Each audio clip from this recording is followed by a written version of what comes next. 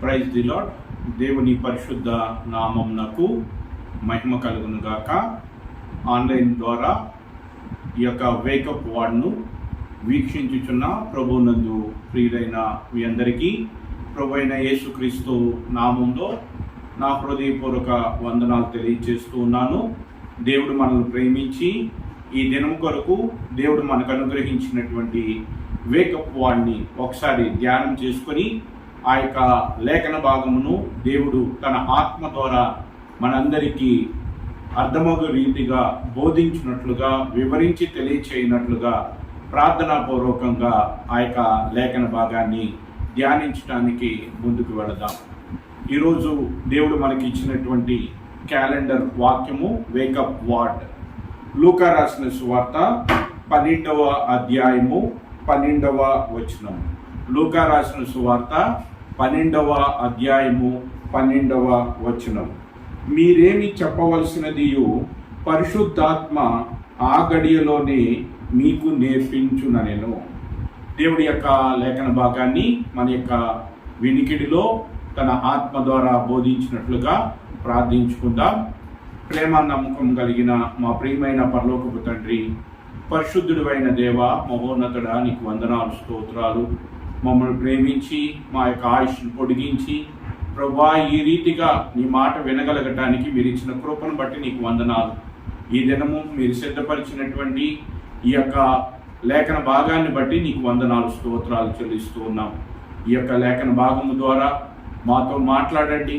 నీ ఆత్మ ద్వారా ఈ యొక్క లేఖన భాగమును మాకు అర్థమగునట్లుగా వివరించి బోధించమని ప్రభువా నీ యొక్క సహాయం కొరకు నీ సన్నిధిలో నీ వైపు చూచుచుండగా ప్రభువా నీ ఆత్మ ద్వారా మాలో ఈ యొక్క వాక్యంను గురించి అర్థం చేసుకుంటానికి జ్ఞానాన్ని దయచేయమని కోరుకుంటూ ఉన్నాం.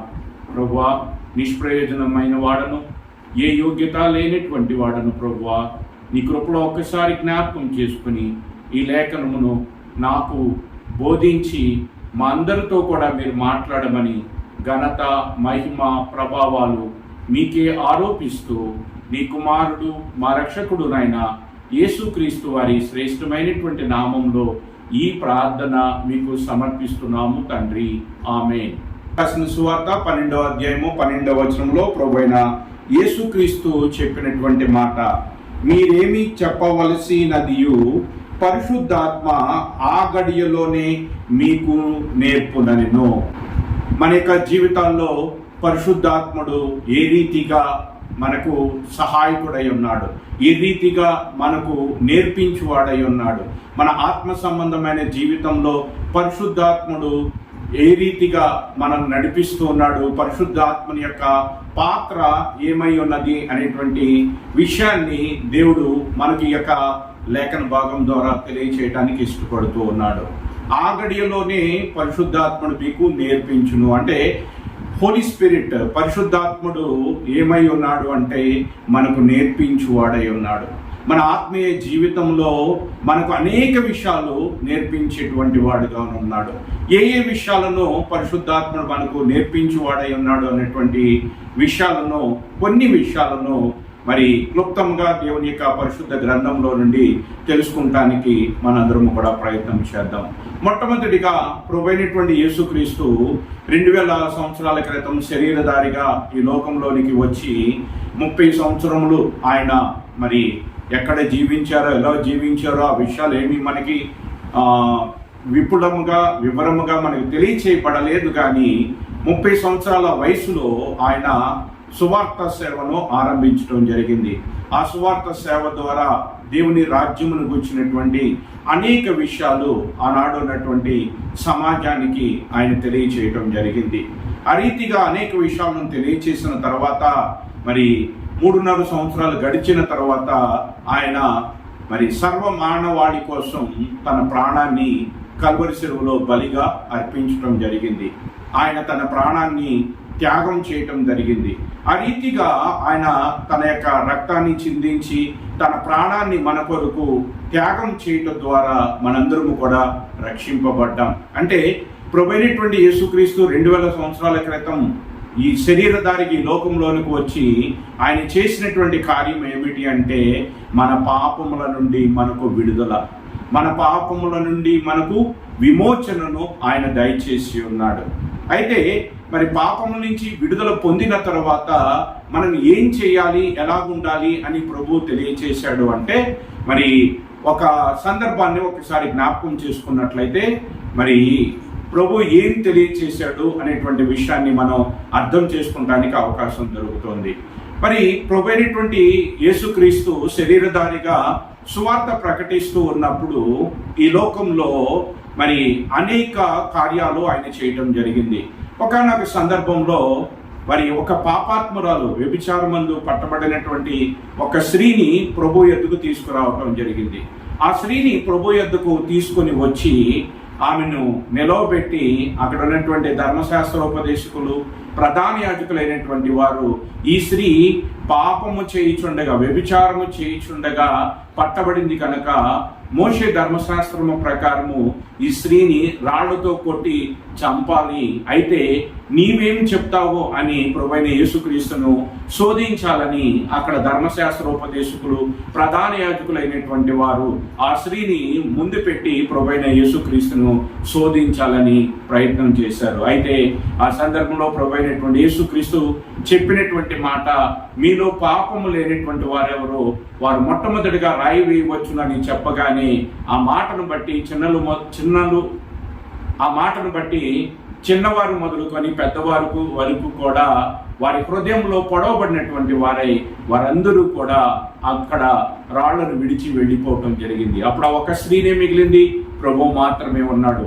అప్పుడు ఆ స్త్రీ ప్రభు దగ్గరికి వచ్చినప్పుడు ప్రభు అన్నటువంటి మాట, అమ్మ ఎవరు నీకు శిక్ష విధింపలేదా అని అడిగినప్పుడు ఆ స్త్రీ అన్నటువంటి మాట, లేదు ప్రభువా, ఎవరు నాకు శిక్ష విధింపలేదు. అయితే ప్రభు అయినటువంటి మాట ఏమిటంటే, నేను కూడా నీకు శిక్ష విధింపను, నీవు ఇంకా పాపము చేయకుండా ఉండమని మరి ఆ యొక్క స్త్రీకి ప్రభు అయిన యేసుక్రీస్తు తెలియచేయటాన్ని మన యోహాను రాసిన సువార్త 8వ అధ్యాయంలో మనం చూడగలం. ఈ యొక్క సందర్భంలో ప్రభు చెప్పినటువంటి మాటను ఒకసారి జ్ఞాపకం చేసుకోవాలి. మొట్టమొదటిగా ఆమె ప్రభు దగ్గరకు తీసుకుని రాబడుతూ ఉన్నప్పుడు ఆమె వ్యభిచారమందు పట్టబడింది, ఒక వ్యభిచారిణిగా పిలువబడుతున్నది. ఆమె మీద పాపములు నిలిచి ఉన్నాయి. ఆమె పాపములను బట్టి ఆమె ప్రభు దగ్గరకు తీసుకుని రాబడుతున్నప్పుడు ఒక వ్యభిచారిణిగా, ఒక పాపిగా ప్రభు యొద్దకు ఆమె తీసుకుని రాబడింది. మరి ప్రభు దగ్గరకు వచ్చిన తర్వాత ప్రభు అన్నటువంటి మాట ఏమిటంటే, నేను నీకు శిక్ష విధింపును. అంటే అర్థం ఏమిటంటే, ఆమె చేసినటువంటి పాపములను బట్టి ప్రభు శిక్ష విధించడానికి ఆయన ఇష్టపడలేదు. అంటే ఆమె చేసినటువంటి పాపములను ప్రభు క్షమించినట్టుగా మనం ఈ లేఖన భాగాలను బట్టి మనం అర్థం చేసుకోవచ్చు. అయితే మరి ఆ యొక్క స్త్రీ యొక్క పాపములను ప్రభు అయిన యేసుక్రీస్తు క్షమించాడు. అదే సందర్భంలో ఆయన అన్నటువంటి ఇంకొక మాట ఏమిటి అంటే, నేనును నీకు శిక్ష విధింపను, ఇక నుండి నీవు పాపము చేయకుండా నీ జీవితాన్ని కొనసాగించమని ప్రభువైన యేసుక్రీస్తు తెలియచేశాడు.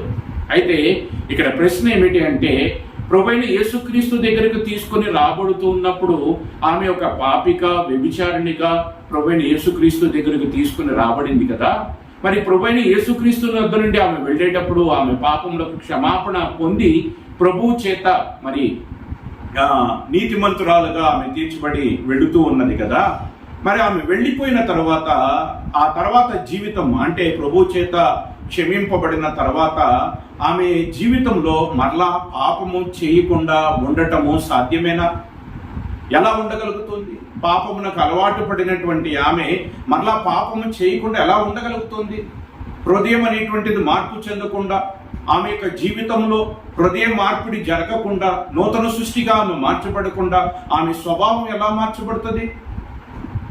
ఇక్కడ మనం ఆలోచించవలసినటువంటి విషయం ఏమిటి అంటే, ప్రభువు మన యొక్క పాపములను క్షమించి మనకు కూడా అదే తెలియజేస్తూ ఉన్నాడు.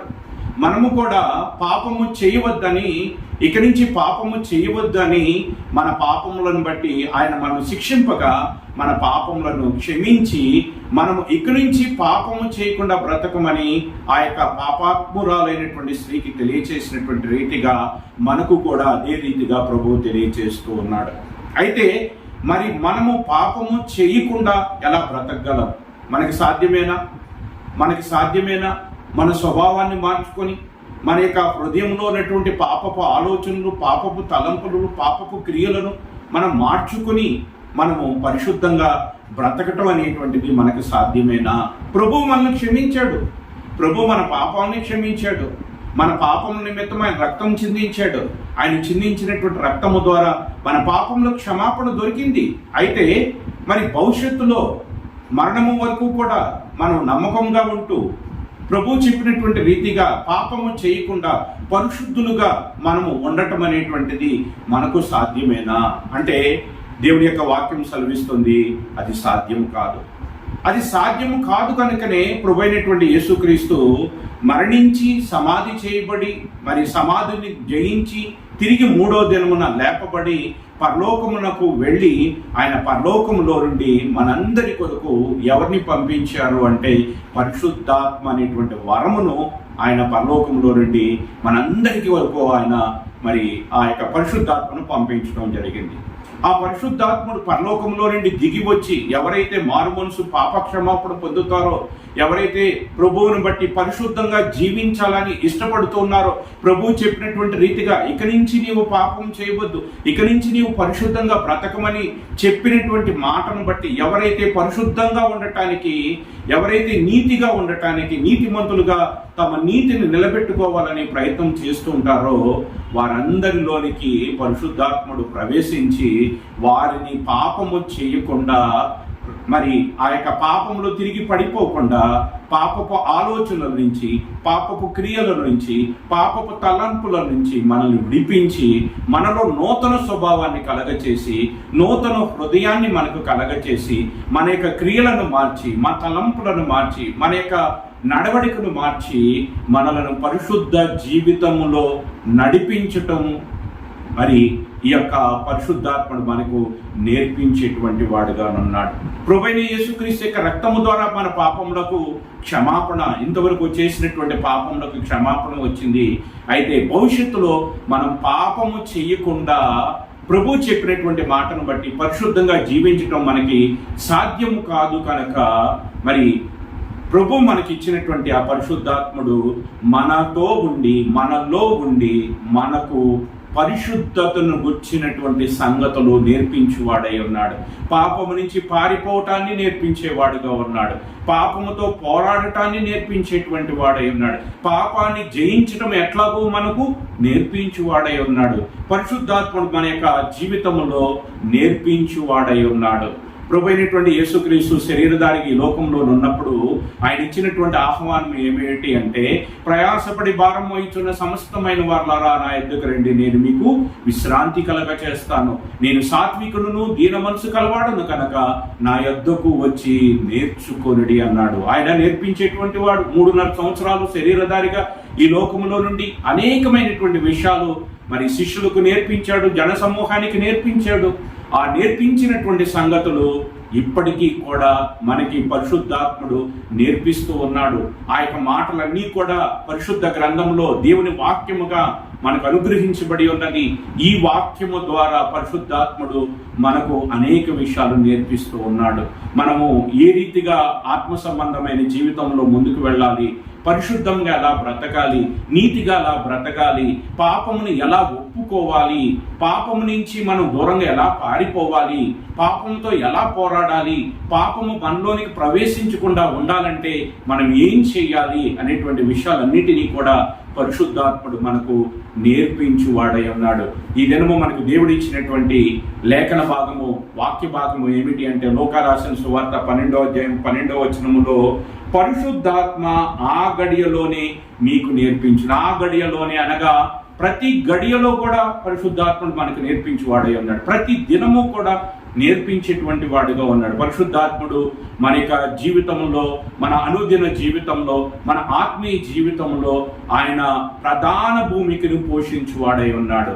ఆయన యొక్క పాత్ర ఏమిటి అంటే ఎవరైతే ప్రభువుకు లోబడతారో, ఎవరైతే వాక్యానికి లోబడతారో, ఎవరైతే పరిశుద్ధాత్మను కోరుకుంటారో వారందరికీ కూడా ఆయన సహాయము చేయువాడై ఉన్నాడు. మనం యుక్తంగా ప్రార్థన చేయటం మనకు తెలియదు కనుక మనలోకి వచ్చి ప్రభువుకి యోగ్యమైనటువంటి రీతిగా ప్రార్థనను నేర్పించి వాడై ఉన్నాడు.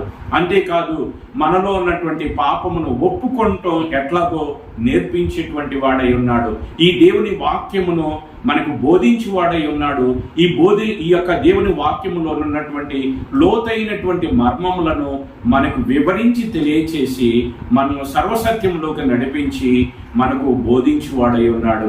ఈ రీతిగా పరిశుద్ధాత్ముడు మనతో ఉంటూ మనలో ఉంటూ మనల్ని దేవుని వైపు నడిపిస్తూ దేవునితో అన్యోన్యమైన సహవాసం కలిగి ఉన్నటువంటి రీతిగా దేవునితో మనకు దగ్గర సంబంధాన్ని కలిగి ఉండటానికి పరిశుద్ధాత్ముడు మనకి కంటికి కనబడకుండా అనేక రీతులుగా తన కార్యములు చేయువాడై ఉన్నాడు. కాబట్టి ఈ యొక్క దినమందు ఈ యొక్క లేఖన భాగము ద్వారా దేవుడు మనకు ఏమని తెలియచేస్తున్నాడంటే అటువంటి పరిశుద్ధాత్మను మనము కలిగి ఉండాలని కోరుకుంటూ ఉన్నాడు. అటువంటి పరిశుద్ధాత్మ ద్వారా దేవుడు తన సంగతులు మనకు నేర్పించాలనుకుంటున్నాడు.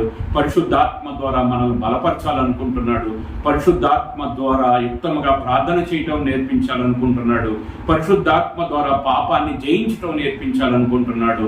ఈ రీతిగా మనల్ని విడవలేటువంటి దేవుడు, యుగ పర్యాంతము సదాకాలము మనకు తోడుగా ఉంటానటువంటి దేవుడు తన యొక్క ఆత్మ ద్వారా, తన పరిశుద్ధాత్మ ద్వారా, తన దత్తపుత్ర ఆత్మ ద్వారా మనలో ఆయన ఎల్లప్పుడూ కూడా నివసిస్తూ మనలను తన పోలికలోనికి, క్రీస్తు స్వరూపంలోనికి ఆయన మార్చువాడై ఉన్నాడు. తన పరిశుద్ధాత్మ ద్వారా మనలో అనేక కార్యాలు దేవుడు చేయువాడై ఉన్నాడు. కాబట్టి ఈ యొక్క లేఖన భాగాలను మనం ఈ యొక్క ఉదయకాల సమయం ఈ లేఖన భాగముల ద్వారా దేవుడు మనకు తెలియచేస్తున్నటువంటి వర్తమానం ఏమిటి అంటే మన జీవితాల్లో పరిశుద్ధాత్ముడు నేర్పించువాడై ఉన్నాడు.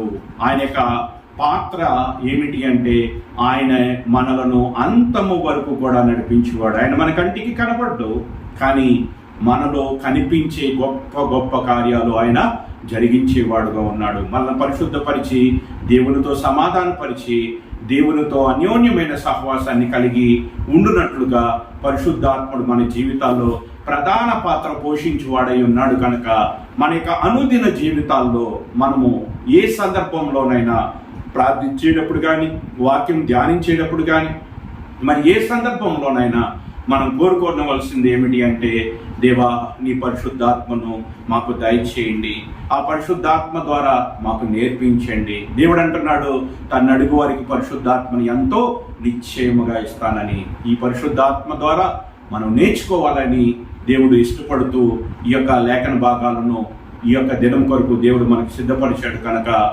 దేవుడు తెలియచేసినటువంటి ఈ మాటను బట్టి, ఈ దినము దేవుడు మనకి ఇచ్చినటువంటి ఈ వాక్య భాగాన్ని బట్టి పరిశుద్ధాత్మను మనం కోరుకుందాం.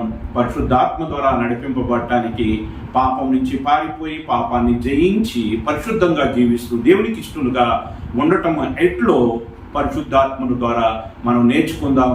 దేవుణ్ణి సంతోషపరిచేటువంటి వారుగా, దేవునికి ఘనత తెచ్చేటువంటి వారిగా, దేవునికి మహిమ తెచ్చేటువంటి వారిగా మనందరము కూడా ఉండాలని దేవుడు కోరుకుంటూ ఈ యొక్క మాటలను ఈ దినము దేవుడు మనకు సిద్ధపరిచి ఉన్నాడు. దేవుడు సిద్ధపరిచిన ఈ యొక్క లేఖన భాగాలను ఆధారం చేసుకొని మనము ఈ యొక్క ఆత్మీయ జీవితంలో పరిశుద్ధాత్మ ద్వారా నేర్చుకుంటూ ముందుకు సాగిపోదాం. అట్టి భాగ్యాన్ని దేవుడు ఈ మాటలు వినుచున్న అందరికీ దయచేయునుగాక. అందరికీ కూడా పరిశుద్ధాత్మను సమృద్ధిగా దయచేయునుగాక. ఆమేన్. ప్రార్థించుకుందాం. ప్రేమ నమ్మకం కలిగిన మా ప్రియమైన పరలోకపు తండ్రి, ఈ దినము మా కొరకు సిద్ధపరిచినటువంటి ఈ యొక్క లేఖన భాగాన్ని బట్టి నీకు వందనాలు ప్రభువా. పరిశుద్ధాత్ముడు మా యొక్క జీవితంలో ఎటువంటి పాత్రను పోషించువాడై ఉన్నాడో నీ లేఖనం ద్వారా మాకు తెలియచేశారు. పరిశుద్ధాత్ముడు మా యొక్క ఆత్మీయ జీవితంలో మాకు అన్నీ కూడా నేర్పించువాడై ఉన్నాడు, అన్నీ కూడా బోధించువాడై ఉన్నాడు. అన్ని విషయాల్లో కూడా నిన్ను సంతోషపరచునట్లుగా మమ్మల్ని నడిపించువాడై ఉన్నాడు అన్నటువంటి గొప్ప విషయాన్ని మాకు తెలియచేస్తూ వచ్చారు ప్రభువా. అందుని బట్టి నేను స్తుతిస్తూ ఉన్నాం, ఆరాధిస్తూ ఉన్నాం. మిమ్మల్ని వినువను ఎడబాయనన్నారు, అనాథలుగా మిమ్మల్ని విడిచిపెట్టనని చెప్పి ప్రభువా నీ కుమారుడు 2000 సంవత్సరాల క్రితం మరణాన్ని జయించి తిరిగి లేచి నీ కుడిపార్శ్వమున కూర్చుండి మా అందరి నిమిత్తము మేం బలహీనులమని, మేం పాపాన్ని జయించలేమని, పాపంతో పోరాట శక్తి మాకు లేదని ఎరిగినటువంటి మా యొక్క ప్రభువు ఆ పరిశుద్ధాత్మ అనేటువంటి వరమును మాకు అనుగ్రహించాడు. అందును బట్టి నీకు వందనాలు, స్తోత్రాలు చెల్లిస్తున్నాం. ఆ పరిశుద్ధాత్మ ద్వారా మేము అనేక విషయాలు నేర్చుకుంటానికి మీరు కృప చూపుతున్నందుకు వందనాలు ప్రభు. ఆ పరిశుద్ధాత్మను మా యొక్క హృదయాల్లో ఆహ్వానించి పరిశుద్ధాత్మ ద్వారా మేము ముందుకు సాగిపోవటానికి మాకందరికీ కూడా సహాయం దయచేయమని, ఆన్లైన్ ద్వారా ఎంతమంది అయితే ఈ యొక్క లేఖన భాగాలను వీక్షించుచున్నారో వారందరికీ కూడా ప్రభువా నీ పరిశుద్ధాత్మ ద్వారా అనుగ్రహించి ఆ పరిశుద్ధాత్మ ద్వారా నేర్చుకుని పరిశుద్ధంగా ముందుకు సాగిపోవటానికి సహాయం చేయమని ఘనత, మహిమ, ప్రభావాలు మీకే ఆరోపిస్తూ నీ కుమారుడు మా రక్షకుడునైనా యేసుక్రీస్తు వారి శ్రేష్టమైనటువంటి నామంలో ఈ ప్రార్థన మీకు సమర్పిస్తున్నాము తండ్రి. ఆమేన్. అందరికీ ప్రైజ్ ద లార్డ్.